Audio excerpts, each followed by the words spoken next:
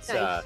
yeah, it's good to meet you, and I appreciate you taking a minute out. And I want to begin our conversation with what we just went through. I mean, we're coming up on the 4-year anniversary of the pandemic. How did you survive the pandemic, and how did it Nice. change you?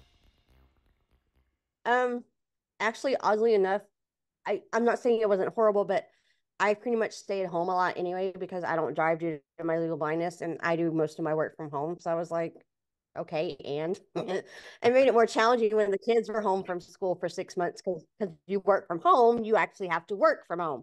So Yeah. I had to find more creative ways of enjoying being home with the kiddos and having what we were calling around here either the longest spring break or summer ever. The kids were loving it. But then I just had to get creative about how I got my work done and get caught up. But I mean, I'm home just about all the time anyway. Yeah. So you're an author and a speaker, but if we had to get to the essence of what you do on a daily basis, I'm going to put you in front of a bunch of third graders. It's career day. One of the kids is curious and says, "Hey, what do you do for a living?" How do you answer that child? I tell my story and what I've lived through and share lessons that can help other people. So talk to me a little bit about what you wanted to be in the third grade. What was your dream to grow up and become? Oddly enough, I wanted to be a teacher. Okay. I knew that from the time I was 5 years old, and I stuck with that pretty much. I still want to be a teacher. It's just as I've gotten older and understood more of while I don't believe that I'm limited from much despite my visual impairment or legal blindness, I do realize that there's a good key to life of having balance and what requires of someone that it takes longer to do things that I didn't want to be glued to my work in any respect. So teaching may not be the job for me in like a traditional classroom setting, but if through coaching or through my writing, I can help teach someone or show them things in life that can help them, then I'm all for it. So let me ask you this. Let's go back to where you were born and raised. You talked a little bit about your backstory and overcoming. Talk to me a little bit about how you got to this point where you write and you speak and you've overcome. What's kind of the backstory? Well, funny story. I wouldn't say this part to third graders, but when I was in a PR class, they say come up with a hook, and I said, "Oh, 38 triple D, not my bra size." Um, it's learning to live a journey of disability, divorce, and death all by the age of 38, and being in widowhood and solo parenting when I was 38 in 2017. So I experienced three major things all by the age of 38. It just so happens they all can start with D: disability, divorce, and death. And I actually, a lot of the things that I write about now and talk about now, I actually learned earlier in life with a disability. I just didn't know to call it that, or I didn't have the verbiage that I use now because I just did it. And okay, that's what you do. You do what you got to do and you figure it out, right? Or else you don't. And so, what I helped me with my disability, it helped me with getting through my divorce, and it helped me after losing my husband, and still helps me in traveling the journey of grief and loss and being a solo parent to now almost 7 years after the fact when they were 6 and 3 at the time, but now 13 and 10.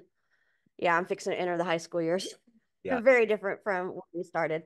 Yeah. But I call it finding grace and grief in life because, the G is grounding. You still have to know your foundation, what you believe, why you believe it, what's motivating you, what's going to help you keep going forward and moving in that direction that keeps you going in a good direction when life is hard. You know, Yeah. what's your why? What's grounding you? What makes you want to keep putting that foot in front of the other when everything feels like it's falling around you?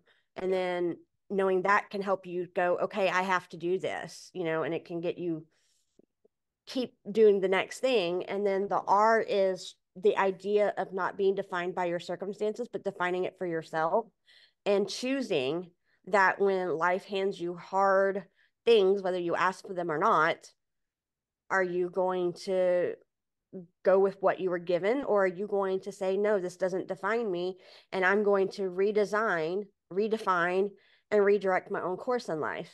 And that comes down to our choices because whether we like it or not, life in and of itself, the journey that we take comes out of a choice we made. We could either go that way, or we could go the other way, or we could go down, or we could go up, or we can choose not to do something. And that seems like it's not a choice, but it actually is because you're doing nothing. You're choosing to do nothing.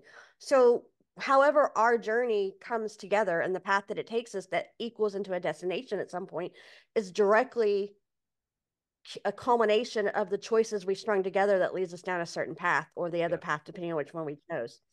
And then I do A, learning in abundance, which, yeah, that could be money, but it's more of the idea of our mindset. And sometimes I think the battle of having a good mindset is harder and more important than the choices, because you can make a choice all day long. But if you get stuck in the negativity or toxicity or, distracting, I don't want to say destructive mindset, but, a mindset that puts obstacles in your way, then you may not stick true to your choices that you had determined to do. And then, so that's a big piece of the puzzle, because it's our mindset that's the game changer that can help us focus on our goals, right? When the days are tired, hard, and we're tired and we're exhausted, we're like, I got to keep going, but why? What is going to motivate you? Where's the joy? Where's the gratitude, in the hard seasons? Even if it's the smallest thing as it quit raining finally, or I get to go outside and enjoy, a beautiful sunshine, or whatever that is for you. Silver linings, whatever, trying to show or choose the sunny side of the street per se, or the glass half full versus half empty.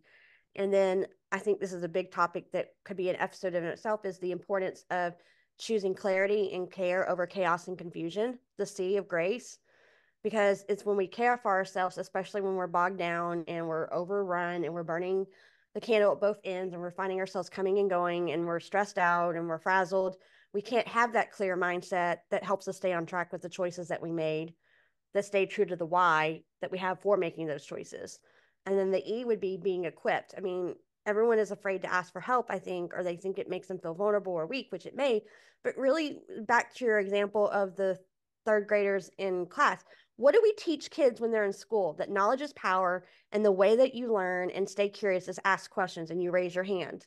All you're doing is asking a question when you ask for help. And it's the difference between getting what you need to do the next thing. Like, I would have gotten near as far as if I hadn't been an advocate for myself, or my parents advocated for me when I was in school, to allow me to have the resources and the equipment or the different tools that allow me to do what everyone else can do, just differently with a disability. So we advocated. We asked for things. We're like, hey, my kid needs this. Can we get this? Thanks. Great. Moving on to the next thing. So I feel like being equipped correctly in whatever area that is allows you to get the care that you need, to keep the mindset that you need, to stay true to the choices that you want for the path that you want, to live out your why or your goal that you had set up at the beginning of your journey. I know that's So a lot of information, but I that's hope fine. that makes sense. It does. It totally does. It covers a lot of ground. Who's been kind of a hero for you in your life? Well, I don't know your background or your audience background. First and foremost, I'm a woman of faith and a strong believer in that. So that's fundamental in my part of my why and part of my foundation. And that's a choice I've made for myself. And regardless of whether someone chooses that or not, we all have some type of belief system, whether we like to admit it or not, that's an undercurrent to the flow of our lives. Mine just happens to be my Christianity and my walk with Christ, but that may be something else for you.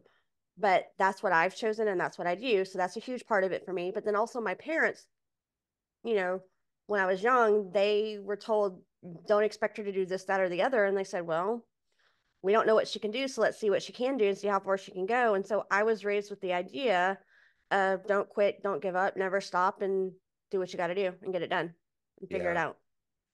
Now, that So doesn't if mean you, they didn't help me, or that when we didn't have obstacles, we didn't figure it out. sure. But there was never this expectation of, well, she can't, so we're not going to let her, you Yeah. know? I understand. I have a son that's on the spectrum, so Right. I've always been under the impression that he can do anything that he puts his mind to, and I operate under that Exactly. whole notion. So it's a good And thing. kids will rise to the occasion if you're held to that, if they're held to that expectation. Yeah, They may have to do it differently. It may not be to what the world expected, but they will rise in some fashion, way, or form. And so we're not doing them any favors by saying you can't do that. Well, right. not really. Did you give it a try? And that's why I've never, and you figure it out. You may have to do it differently. If you can't move the mountain, then you go around it, under it, or over it, or whatever. You Yeah, start shoveling. And the more adult version of that would be hold my beer and sit back and watch. yeah, right. Yeah. So let me ask you this. If you can meet one person alive on the planet now that you find interesting or fascinating, who would that be? Who would you love to meet and talk to? Currently, you said? Yeah. Oh, I'm a history person, so I usually think, time machine travel, We could but we who could would we that could be? we could get into we could do a ghost. That's fine. That's a long list of people. That would be a lot longer than probably what to currently today. I don't know. I like politics somewhat. So, oh gosh, that's a hard one because there's I would probably want to talk to some theologians in the circles of because I like good, deep intellectual conversation. So, if you're going to go that route of theology and religion, I would probably say John Piper, John MacArthur, um, Billy Graham when he was alive. Oh, he's not alive, but he only died in the last couple of years. So I think of him as still pretty current, and most people at least know him when Yeah. you say that name. Stuff like that. Yeah. So let me ask you this. You obviously have a lot of drive and determination. What gets you out of bed every day? What gets you to write and speak and live the life that you do and evolve? How does that work for you? Well, for one thing, especially after my husband died, I have my kids, so I've got to be there for them. And then second of all, as far as the writing, it's just always been a passion of mine. I mean, as long as I can remember, I was writing, even in second and fourth grade. Now, obviously, what I wrote back then, hopefully I don't write today. My your craft evolves. Like hopefully I've gotten better than that. But all jokes aside, it's my passion. I feel like I'm called to do it because when we go through these seasons of adversity and hard obstacles and whatnot, we can learn things in them that help us, of course, in our own journeys. But then I feel like we're given a message and a story, and it's maybe that's our contribution to the world is to share it in a way that can help other people and empower them along. Even though their struggle may not be my struggle and mine isn't theirs, when you really look at overcoming and obstacles, even though it's different things that you may be overcoming, the motion and the action of overcoming is basically the same. Give me an obstacle, and you're still going to need a choice at the end of the day. You're still going to have to choose to be a victim or a victor. You're still going to have to choose to be defined by it or not. You're still going to have to choose to be a survivor or, a thriver or whatever you want, verbiage you want on it. And you're still going to need a good mindset to help you get to keep going when it's hard. So these things that we just talked about in this conversation apply to anybody and everybody who's been through adversity. So while my adversity has been tied up around my disability and a divorce and losing a husband at a very young age with two small children, those skill sets that I learned that I've been able to use over and over again, it's kind of like muscle memory. Once you get the idea of overcoming, as long as you choose it, you can then apply it to other adversities that you hope you don't have to, but you still can. It's like having those tool belts in your life, tool belt of when something else comes up, you're like, oh, I've done this before. I'm just going to do it again, even though it's hard. And so the action steps or the things represented in the word grace that we just walked through are applicable and work for anybody in any adversity. Now, that's not to say that it's not hard or theirs might be worse than mine or a different type of adversity to have to figure out their different approach to it, but it still requires those muscle memory of knowing your why, having your foundation, making the choice, your mindset, getting the care you need, and being equipped. So, and I want to help other people that have been through things, and empower them too. So let me ask you this. If you had a dream tonight, ran into the 18-year-old version of you, and you could give that young version of you a piece of advice based on the wisdom you've gained, the things that you've overcome and evolved into, what advice would you give your young self? Life is not going to turn out the way you think it is. It can look very different than what you envision. And as long as you do what you know to do, even though it will be hard, you'll still land on your feet like a cat. Just may take a while. So speaking of that, of all of the things that you've done and overcome and achieved and become, what are you the proudest of? Uh, from a, there's two things that I would say. One is more of a life accomplishment, but on a more practical and realistic world accomplishment standpoint. Like I said, when I was growing up, my doctors told my parents she'll probably never do better than a C in school. And I usually don't toot my own horn, but on this one I will. I not only did I get out of high school with a decent GPA and got my undergraduate, I went to graduate school and graduated with honors. And so take that medical field that didn't think I would do better than a C. So I don't like to brag, but that one I will be very proud of to every day, all day long. And I did Yeah, that while married in New Hampshire, living 26 hours away from friends and family. He was in grad school, he was in the military, and we had one kid and then had another. So it was very full plate. And yeah. I didn't have readers like I did in college or other things like that. So yeah, suck it up, buttercup, take that. So I will brag on that one. But as far as overall, I think from a life standpoint, thus far, and obviously you can probably do the math. I was 38 in 2017, so that was 7 years ago. So in my 40 years of life, 45 years of life, Um, I don't really take no for an answer. And so I've been willing to learn the lessons that it takes to keep going and make something out of not one, but two, but three things. Although I may not have done it perfectly and I'm still learning and I've figured some things out and I still have things to figure out. I've never said I had all the answers, but I figured out enough where I can make something out of this. What most people would arguably would be one would be enough to destroy someone, never mind two or three, and still make a reasonably decent cup of lemonade, per se. So let me ask you this. Everyone has a perception of you, family, friends, all of your readers, everyone that knows you, but ultimately you run the show. What's your perception of you? Who do you think you are? I think that I am a woman of faith. I think I'm a strong woman of faith that's been dealt pretty much nothing that I asked for.